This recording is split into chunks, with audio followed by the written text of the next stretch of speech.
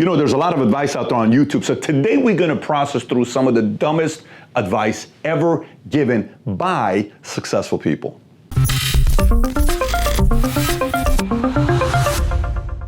Okay, so let's get right into it. Point number one, you have all the time in the world. Don't worry, you're young. You don't need to have so much urgency, but in reality, I've never met anybody that won at the highest level would constantly trying to take their time, thinking they have all the time in the world. Can you imagine, let's just say you have 3 o'clock appointment to have a job interview, and you say, your uncle says, Johnny, just watch one more quarter. You have all the time in the world. Don't worry about it. Your homework's due tomorrow. Let's just say you got the finals, and your brother says, dude, just let's play one more hour of this video game. Don't worry, you have plenty of time.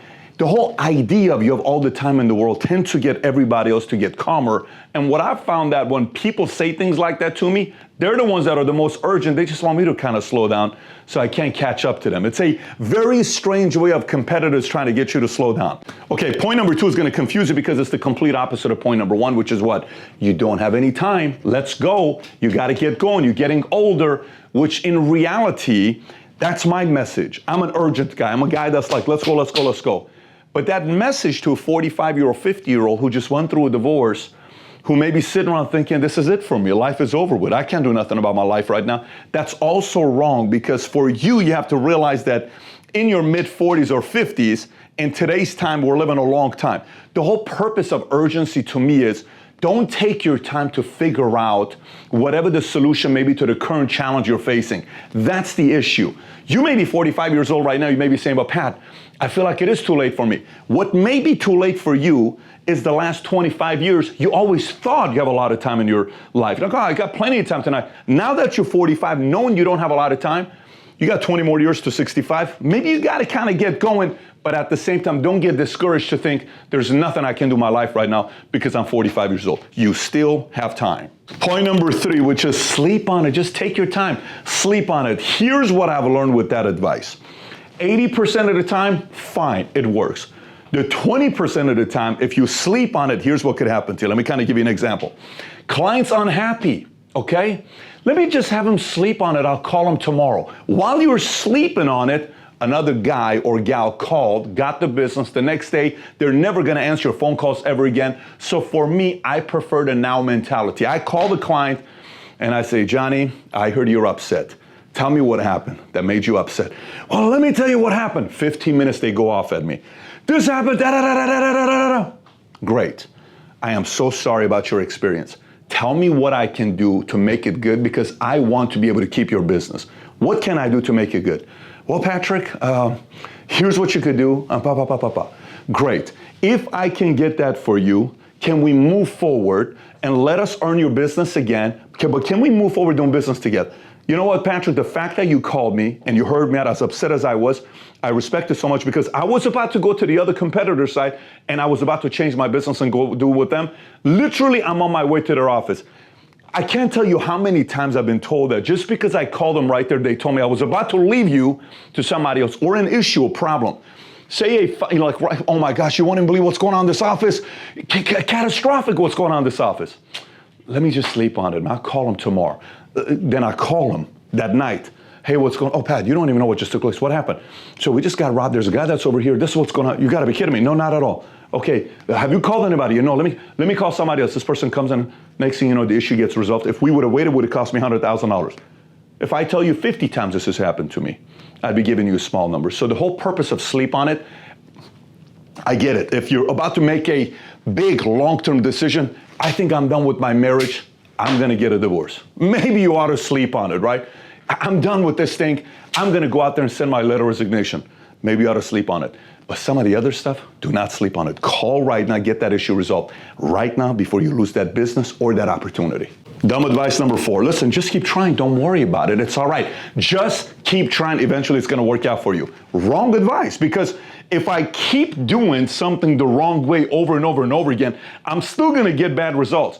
If you tend to have bad relationships, 1, 2, 3, 4, 5, 6, and you keep doing the same things, there's something wrong with your habit or your trend. So you don't just keep trying. You take a step back, you try to go study the approach, and you ask somebody else what they think about your approach, that they're getting results. You try to study it, and then maybe you keep adjusting and making pivots, and then you try a new way. So maybe it ought to be Just keep trying new ways until you get the results rather than just keep trying. Okay, so point number 5's got 2 elements to it. One is we're all equal. You don't have to worry about it. We are all equal. Or you treat everybody equally. Both of them are wrong. Here's why. Number 1, we're not all equal. When I first came up in sales and I'm competing against the other guy was not equal with me when it comes down to skill set. He's here, I'm here. The other guy is not equal when it comes down to strategies. He's here, I'm here. The other guy and I competing, we're not equal. He has a referral database of 500 clients he sold memberships to. I got 0. The only place that we can be equal in is what?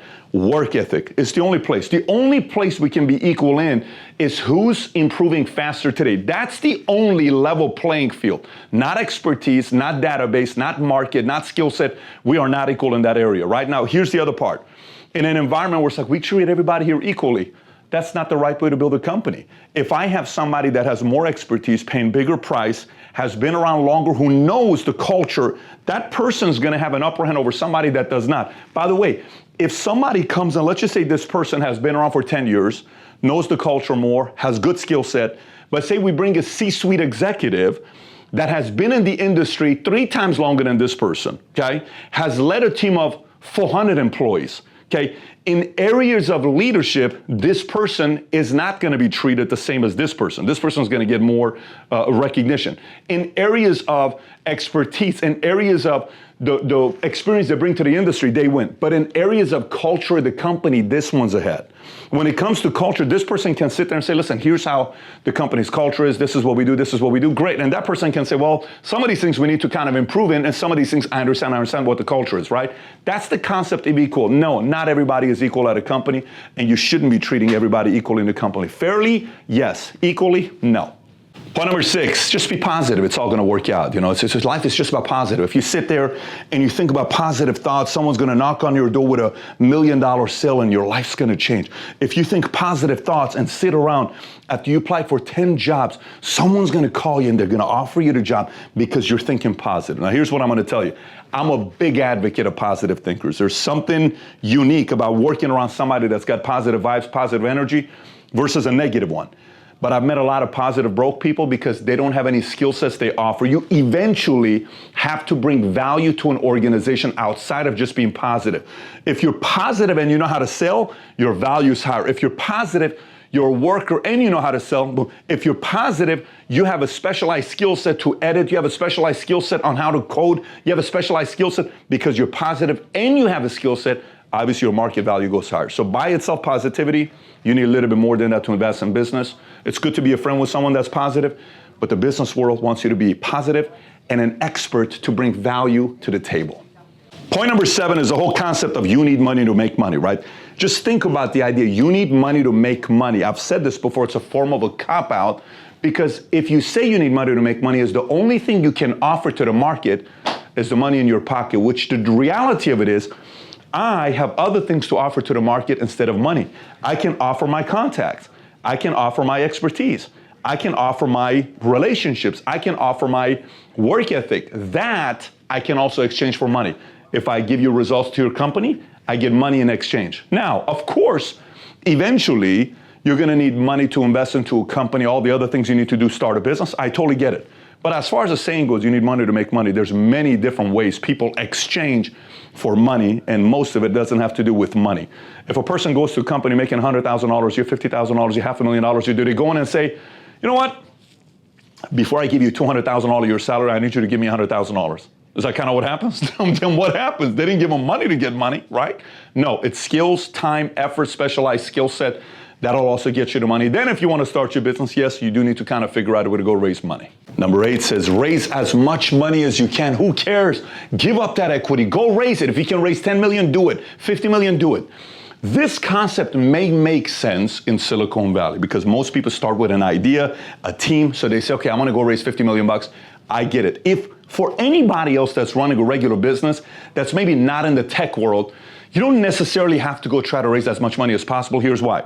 So what if I go raise too much money and I go from, a 80% majority to all of a sudden a 49% majority? Now the board keeps telling me what to do and I'm no longer a founder. I'm going back to having the same exact position I had. Somebody's telling me constantly what to do. I don't want to give up that much control. So maybe the answer, when we raise as much money without giving up control, fine, I'll buy that. Or take your time, raise a little bit of money, grow your business, save the equity. So the next year when you go out and raise money, the company's worth $50 million. Now you're not having to give up 50%. Maybe you only sell that percentage for 10%, 5%, 15%. You keep more equity for yourself, and the business is proven. You're not going out there being desperate to want to raise the money. So yes, it does make sense, not in all cases. Point number 9 is the famous, the one that everybody talks about. You should live a balanced life. We don't live to work.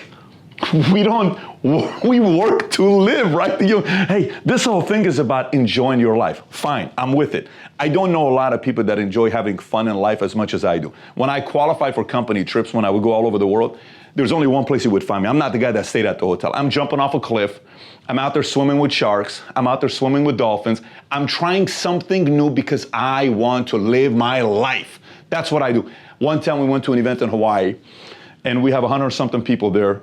I decided to go out there because I wanted to walk by the volcanoes, because the volcanoes, the volcano was active and the lava was coming. I've never seen active lava before. I went to lava right in front of me just to see it.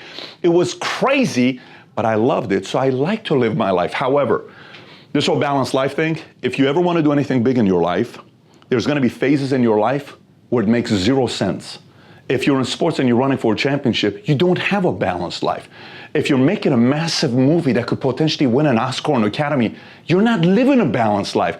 If you're deciding to have a kid, we've gone through 4 of them, I can guarantee you my sleep life right now, it ain't balanced. There's nothing balanced about having kids. Don't let anybody fool you. Nothing about having kids is balanced life. But having a kid, are you kidding me? It's an incredible feeling.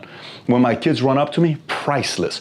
When you see a project end and you look at it and it does very well and people appreciate it, you sit back and say, guys, we really crushed it. We worked very hard. We had 16-hour days. We crushed it. We did it together. Nothing about it was balanced. So yes, parts of it, fine.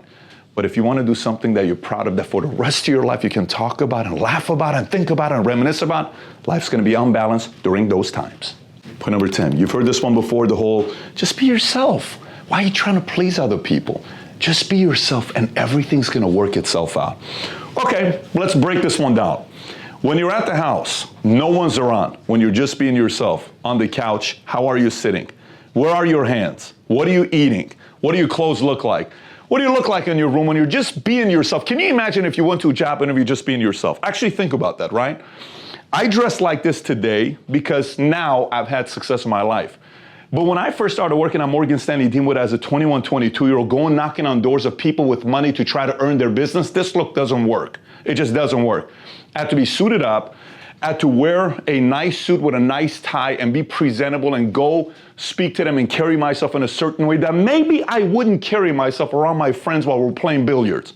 Because if I talk to the client the way I talk to my guys in the Army, the chances of these people doing business with you are probably slim. Again, later on when you win, do whatever you want to do. People are going to say, I respect this guy. But at the beginning, when it comes down to business and sales, first impression matters a ton. And if you're being yourself like the way you are around your friends and family in the first impression, it's probably going to hurt your chance of closing business or getting that job or whatever it is you want to do if you're just being a little bit too much of yourself without presenting yourself in a professional way. Okay, so if any of this stuff helped you out, give it a thumbs up and subscribe to the channel. I got 2 other ones for you, but they're so deep I can't explain it in this video. One of them is this whole concept about following your passion. If you're not seeing the way I explain it, click over here. And the other one is the myth of multiple streams of income. What a waste of an advice given to millions of people who actually buy it.